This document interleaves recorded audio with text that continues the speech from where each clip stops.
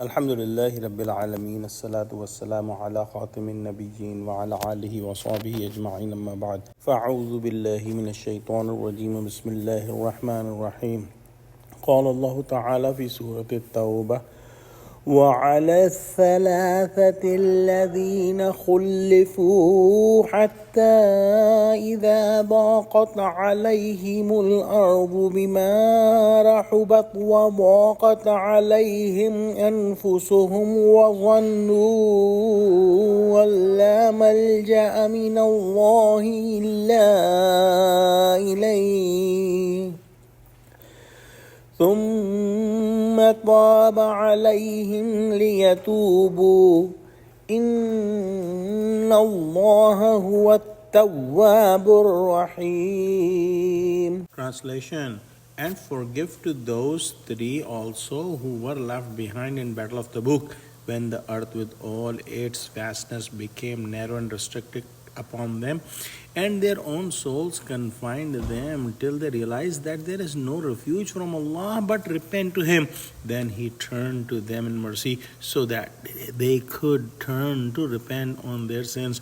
Indeed, Allah is ever forgiving, most merciful. In the Battle of Tabuk, as we studied previously in this surah, there were three companions of Prophet Muhammad who were sincere believers, but they could not go to Battle of Tabuk just because of their laziness. And their names are Ka'b bin Malik, Hilal bin Umayyah, and Marara bin al-Rabi'a. Hazrat Ka'b bin Malik anhu narrates the whole story. What happened when Prophet Muhammad and companions came back from Tabuk? The hypocrites made false excuses, but Hazrat Ka'b did not make any false excuse and told Prophet Muhammad very clearly and upfront that there was no reason for him not going other than laziness. He had lots of wealth and he also had good health and transport animals, but he could not go just because of his laziness. There were other companions who tied themselves to the pillars of the mosque and their forgiveness was given before, but these three companions just admitted that they did not go without any valid reason and they did not tie themselves to the pillars of mosque. Prophet Muhammad